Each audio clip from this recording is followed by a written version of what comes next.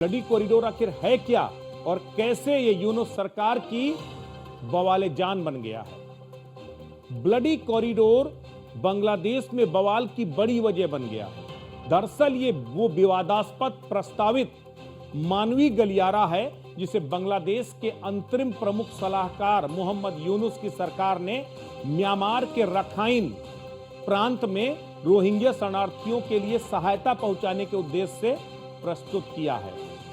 इस प्रस्ताव ने बांग्लादेश में गहरी राजनीतिक और सैन्य असहमति को जन्म दे दिया है।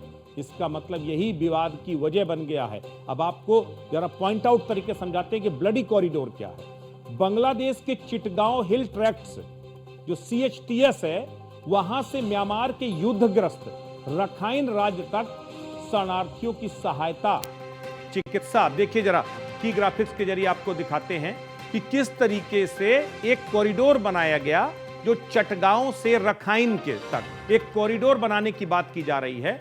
और इस कॉरिडोर के जरिए आप जो है सहायता, चिकित्सा और शरणार्थियों की, खास करके ये जो रोहिंग्या शरणार्थी हैं, इनको मदद देने के लिए एक कॉरिडोर का प्रस्ताव पास किया गया जिसको कहा गया ह्यूमैनिटेरियन कॉरिडोर, जिसे UN द्वारा प्रस्ताव दिया गया था और बांग्लादेश ने उस पर सहमति जताई। रोहिंग्या और अन्य जातीय समुदायों की मानवीय सहायता करने के लिए इस कॉरिडोर पर सहमति जताई गई। अब सबसे ये आपको जो ब्लडी कॉरिडोर है, ये अपने आप में ब्लडी का मतलब खूनी कॉरिडोर, इसको क्यों खूनी कॉरिडोर कहा गया, आपको जरा ये भी समझाते हैं। आखिर ब्लडी कॉरिडोर शब्द आया कहां से, आप ये भी समझ लीजिए। कहां से आया ब्लडी कॉरिडोर? ब्लडी कॉरिडोर का जो शब्द है वो भारत और बांग्लादेश के बीच 1947 के बंटवारे से जुड़ा है। इसका इस्तेमाल खासकर बांग्लादेश, जो तब का पूर्वी पाकिस्तान था, और भारत के पश्चिम बंगाल के बीच का वो भू राजनीतिक स्थिति को दिखाने के लिए इसका ब्लडी कॉरिडोर का उपयोग किया गया था। यह कॉरिडोर भारत के मुख्य भूभाग और उत्तर पूर्वी राज्यों को जोड़ने वाले चिकन नेक या सिलीगुड़ी कॉरिडोर से भी संबंधित है। आपको आगे ये भी समझाऊंगा कि आखिर ये चिकन नेक क्या है जो भारत की कमजोरी बना है। 1971 के भारत पाक युद्ध, बांग्लादेश की आजादी के दौरान इस क्षेत्र में भारी संघर्ष, हिंसा और खून खराबा हुआ था। जो चिकन नेक है, इस पर भी जबरदस्त तरीके से संघर्ष हुआ था, इसीलिए इसे ब्लडी यानी खूनी कॉरिडोर कहा गया। अब ये खूनी कॉरिडोर कैसे बांग्लादेश के लिए मुसीबत का सबब बन गया है, ये सबसे बड़ी बात ये है। दरअसल ये जो ब्लडी कॉरिडोर है ना, ये अब सेना की बगावत के पीछे वजह बनता जा रहा है। ब्लडी कॉरिडोर अगर देखा जाए तो हिंदुस्तान के जो चिकन नेक से, ये उससे मिलकर के बना हुआ है। सिलीगुड़ी कॉरिडोर की तर्ज पर इसको जो है तैयार किया जा रहा है, यानी कि बांग्लादेश से जो रोहिंग्याओं का मेन जगह है म्यांमार में, उस जगह को मर्ज किया जा सकता, वहां से आसानी से कोई चीजें पहुंचाई जा सकती है। इस तरीके से ब्लडी कॉरिडोर आया। अब सबसे बड़ी बात यह है कि ब्लडी कॉरिडोर, ये जो नाम आया, अब किस तरीके से बांग्लादेश की सेना और विपक्षी दलों ने इस पर गंभीर आपत्ति जताई है और इसका जबरदस्त विरोध किया। दरअसल ये मानवीय कॉरिडोर की अवधारणा सुनने में भले ही संवेदनशीलता और करुणा का प्रतीक लगे कि यार ये ह्यूमैनिटेरियन ग्राउंड से जो है इस कॉरिडोर को बनाने की बात की जाए ताकि रोहिंग्याओं को इसकी मदद पहुंचाई जा सके, लेकिन इसके पीछे मकसद दूसरा है। जो हिडन एजेंडा है यूनुस सरकार का, वो एजेंडा आपको बताते हैं। दरअसल ये चीन और अमेरिका परस्त मोहम्मद यूनुस सरकार की एक चालाक भू राजनीतिक खेल है। इसका बड़ा असर भारत की संप्रभुता और सामरिक नीतियों पर पड़ेगा। वो कैसे, जरा ये भी समझिए। ये चालबाज यूनुस का पैतरा है। रोहिंग्या शरणार्थियों, मानवाधिकार संकट की आड़ में कुछ क्षेत्रों को विशेष मानवीय कॉरिडोर के रूप में खोलने की यहां पर एक खतरनाक साजिश की जा रही है। इन इलाकों में मदरसा नेटवर्क, चरमपंथी धार्मिक गुटों, ISI जैसी एजेंसियों को पैर पसारने का मौका देना चाह रहा है मोहम्मद यूनुस।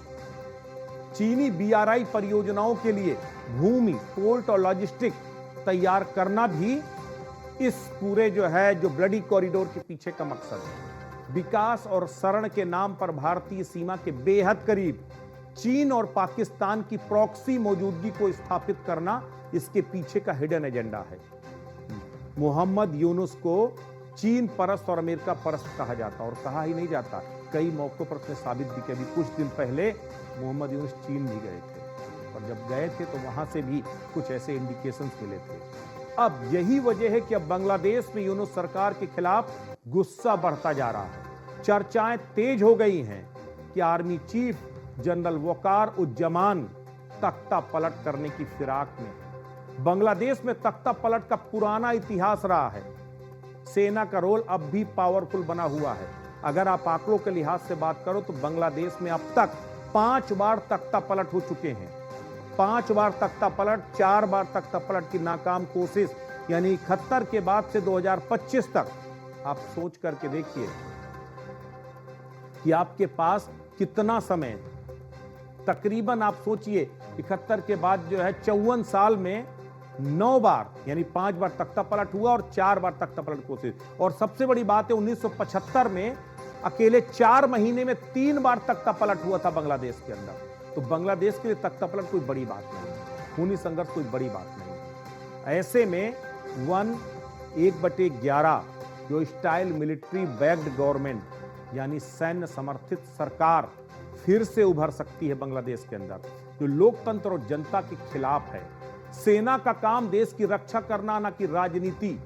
लेकिन जिस तरह के हालात यूनुस सरकार ने बना दिए हैं, क्या उससे एक बार फिर बांग्लादेशी सेना के हाथ में बांग्लादेश का प्रशासन और सरकार आने जा रही है?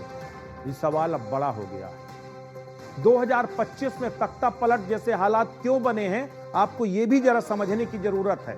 सबसे बड़ी बात यह कि राजनीतिक दमन तेज हो गया है। विपक्षी नेताओं, विशेष रूप से बीएनपी और जमात-ए इस्लामी पर सख्ती लागू की गई। ये दोनों कौन से दल हैं जिन्होंने मोहम्मद यूनुस की सरकार को समर्थन दिया था, खोल करके समर्थन दिया था। शेख हसीना की पार्टी को प्रतिबंधित कर दिया गया। एनसीपी के हाथों में यूनुस सरकार खेल रही है। वो एनसीपी जो स्टूडेंट्स का प्रोटेस्ट था, जिसने बाद में राजनीतिक दल बनाया था, उन्हीं के इशारे पर चल रही है। सैन्य असंतोष और अंदरूनी विद्रोह भी एक बड़ी वजह बनता जा रहा है। सेना के एक गुट में सरकार से नाराजगी बढ़ रही है।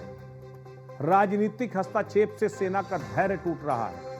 आर्थिक और सामाजिक दबाव भी तेज हो गए हैं। मुद्रा संकट, बेरोजगारी, रोहिंग्या शरणार्थियों की वजह से बढ़ती अस्थिरता, चीन और अमेरिका का बढ़ता हुआ प्रभाव, ये सब बांग्लादेश में अस्थिरता की बड़ी वजह बन गए हैं। लेकिन अब वापस लौटते हैं उस ब्लडी कॉरिडोर पर, और उस ब्लडी कॉरिडोर के पीछे हैं रोहिंग्या शरणार्थी। अब आपको बता देते हैं कि आखिर कैसे रोहिंग्या का संकट बांग्लादेश में सियासी घमासान की वजह बन गया है। रोहिंग्या संकट बांग्लादेश के लिए केवल एक मानवीय समस्या नहीं है, बल्कि राजनीतिक, आर्थिक और सुरक्षा से जुड़ा हुआ एक बड़ा मुद्दा बन चुका है। भारत और क्षेत्रीय शक्तियां भी इस संकट से जूझ रही हैं और इसका समाधान ढूंढने में लगी है। लेकिन आपको बताते हैं कि आखिर रोहिंग्या की प्रॉब्लम है क्या। दरअसल रोहिंग्या मुस्लिम अल्पसंख्यक हैं जो म्यांमार के रखाइन प्रांत में रहते थे। म्यांमार सरकार उन्हें नागरिकता नहीं देती, उन्हें बांग्लादेशी घुसपैठिया मानती है। 2000 तक कहते हैं जो ये रोहिंग्या थे वो कभी बांग्लादेश में रहा करते थे, लेकिन मजदूरी करने कभी म्यांमार पहुंचे और उसके बाद सैकड़ों सालों से वो म्यांमार में रहने लगे। लेकिन अचानक म्यांमार में जातीय संघर्ष शुरू हुआ और उसके बाद रोहिंग्याओं की नागरिकता को सरकार ने छीन लिया। 2017 में म्यांमार सेना द्वारा एथनिक क्लीनिंग, जिसको जातीय सफाया कहा गया, का ऑपरेशन चलाया गया। लाखों रोहिंग्या बांग्लादेश सहित अन्य देशों में शरण लेने को मजबूर हो गए। लाखों की तादाद में रोहिंग्या मार दिए गए। उन्हें मजबूरी में अपनी जान बचाने के लिए अलग अलग देशों में शरण लेना पड़ा। यानी 2017 से लगातार रोहिंग्याओं का जो संकट है वो पूरे दुनिया में नासूर बन चुका है। अब आपको ये भी बताते हैं कि दुनिया में कौन कौन से ऐसे मुल्क हैं जो रोहिंग्या संकट से जबरदस्त तरीके से जूझ रहे हैं। उसमें सबसे पहला नाम ही बांग्लादेश है। बांग्लादेश में 10 लाख से ज्यादा रोहिंग्या 10 लाख से ज्यादा रोहिंग्या वहां पर रह रहे हैं। आप सोचिए, अगर हम बांग्लादेश की बात करें तो बांग्लादेश में जो रोहिंग्या शरणार्थियों की एक बड़ी तादाद है। कॉक्स बाजार में 10 लाख से ज्यादा वो रोहिंग्या वहां पर रह रहे हैं। एक है भासान 4 द्वीप है, वहां पर रह रहे हैं। ये की ग्राफिक्स के जरिए हम आपको लगातार दिखा रहे हैं कि कैसे अलग अलग हिस्सों में, चाहे वो बांग्लादेश की बात करें, बांग्लादेश में क्या हुआ, सामाजिक आर्थिक असुरक्षा की भावना बढ़ गई। उसके बाद भारत में 40,000 से ज्यादा रोहिंग्या भारत में रह रहा है, अलग अलग जगह में। उसमें दिल्ली है, जम्मू है, हैदराबाद है, पश्चिम बंगाल है, ये सब जगह पर रह रहा। अवैध रूप से जो है बहुत सारे रोहिंग्या रह रहे हैं, उन्हें वापस भेजने की प्रक्रिया चल रही है। उसके बाद सुरक्षा और आतंकी लिंक भी उनके सामने आए हैं भारत में। उसके बाद अगर हम बात करें मलेशिया, इंडोनेशिया, ये वो तमाम देश हैं। मलेशिया में 1 लाख से ज्यादा रोहिंग्या हैं, जहां UNHCR कार्ड के जरिए वहां रह रहे हैं।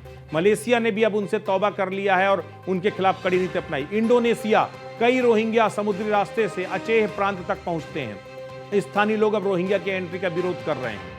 UN की मदद से उनको आश्रय मिला, लेकिन अब कह रहे हैं कि हमें नहीं चाहिए। आपका थाईलैंड का एक बड़ा हिस्सा रोहिंग्याओं से भरा हुआ, मानव तस्करी का शिकार बन रहे हैं वहां। थाई सरकार ने भी हाथ खड़े कर दिए हैं। सऊदी अरब, 50,000 से ज्यादा वहां पर रोहिंग्या हैं। सऊदी अरब ने भी वापसी की नीति अपनाई है। पाकिस्तान में भी कराची में रोहिंग्या समुदाय दशकों से बसाए ने नागरिकता या मान्यता दी ही नहीं गई।